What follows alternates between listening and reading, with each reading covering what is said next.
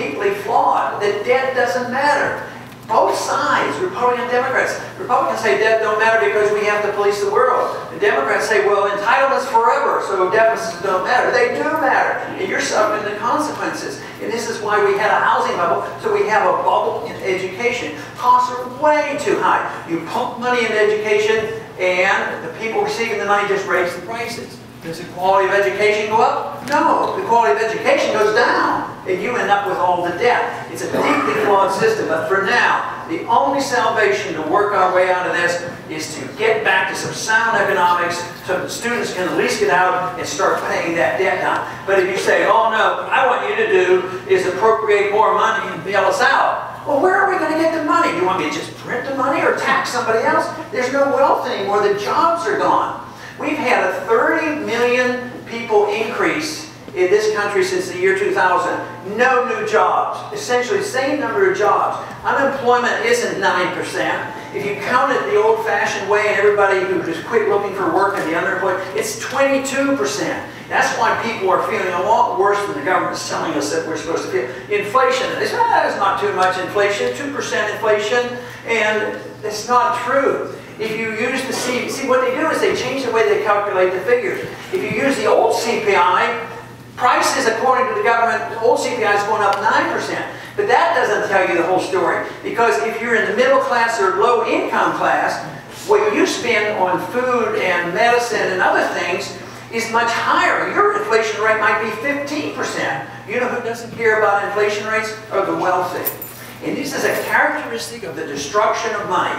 When you destroy money, the value of the money, by just printing a lot of money, guess what? The characteristic is wealth leaves the middle class and the poor and goes to the super wealthy.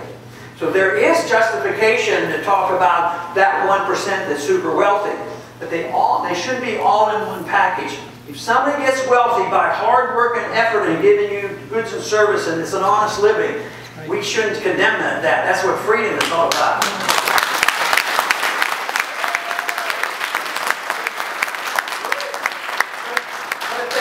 Park funds, we ought to go get them. Here we go. This young man. I have a two-part question. One, I was wondering if you could further educate me on your stance on legalization of drugs, and also if they were legalized, could they just, like, would there be manufacturing plants, like, could they just be sold in, like, a mini mart? Like, could they just be sold? Okay, somebody relay that to me. He wants to know the ins and outs of legalizing drugs and how that would affect the market and how they would produce them. Well, the drug issue is a big and it's a major issue. The modern day drug war has been going on since the early 1970s. Prior to that time, matter of fact, when I was about your age or a little bit older, I worked in a drugstore. We sold codeine over the counter. You know, it wasn't a big deal.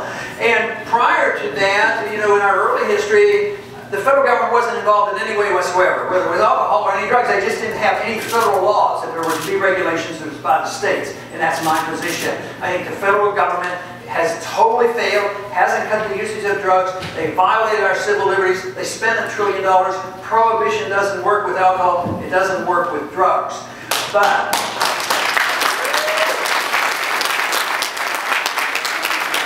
as a medical doctor, I have a very strong opinion about drugs. I think drugs are very, very dangerous, but I think the responsibility should be on each and every individual. Individuals have to make these choices.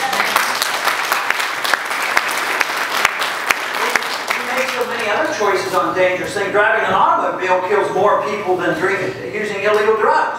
So we have to teach people how to handle dangerous situations. And drugs are very dangerous. But the prescription drugs are very dangerous. More people die from prescription drugs. So I would urge great caution, but I put that in the category of how you deal with dangerous situations in a free society. It falls upon the individual. And if you're not of age, and that means young people, if they're not out of high school and on their own, I think the parents have the responsibility, not the DEA coming and busting in our houses.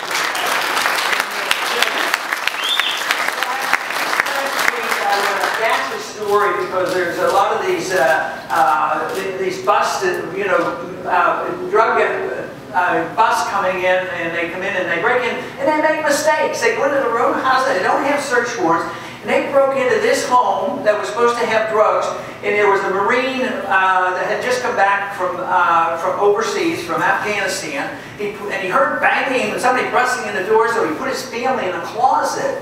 And he walked out there, picked up a gun and walked out. He never even took the lock off his gun.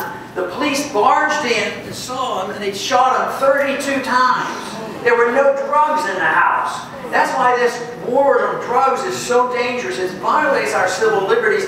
We got to, yes, some people are going to make stupid mistakes, but you have to assume that if you have your freedom, you make stupid mistakes, you can't go crawl into the government and get bailed out on it, but you have to take care of yourself and act responsibly.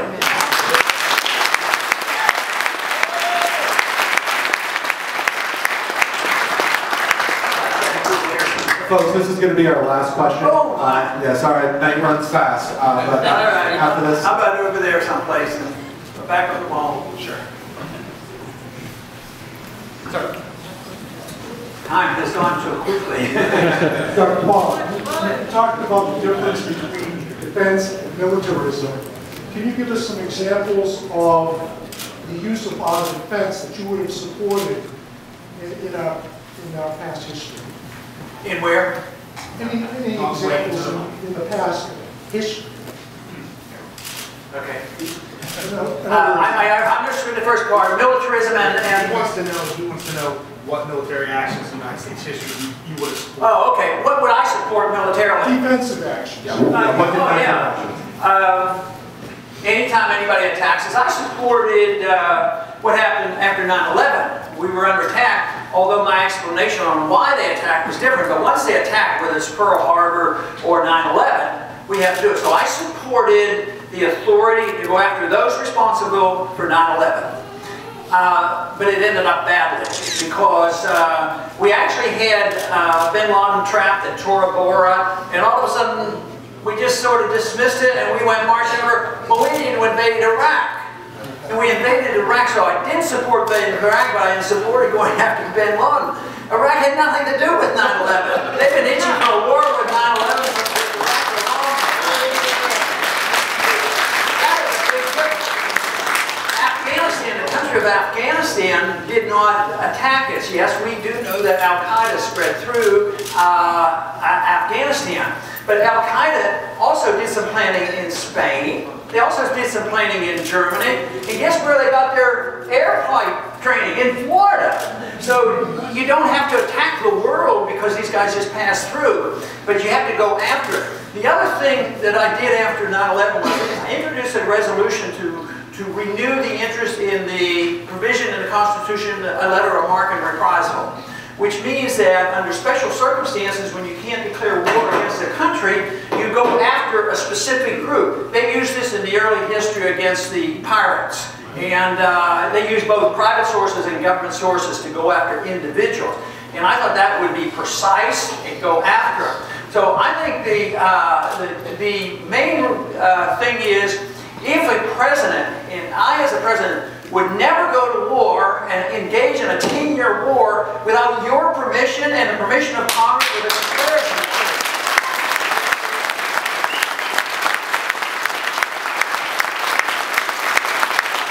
So other than going after Al-Qaeda in recent years, there hasn't been much justification for most of our activities in a military sense. We haven't been attacked.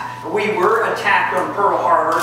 And amazingly, we were there less than half the time we'd been in Afghanistan. But the people got together, the Congress declared war, everybody got together, and in about 4 years it was all over.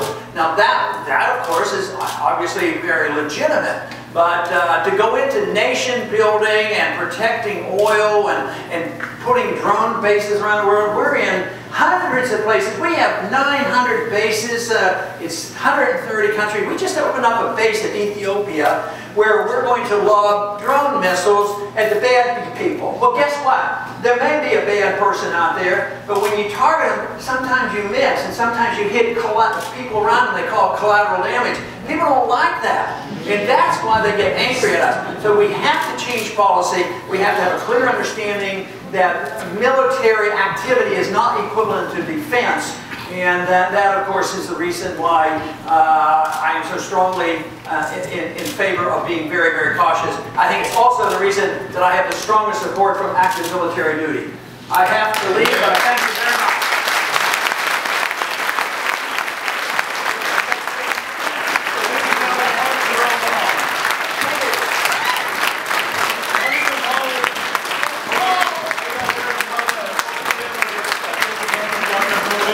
Everyone for coming. Thank Senator Forsyth. He's up there. If you want to say hello, go right here.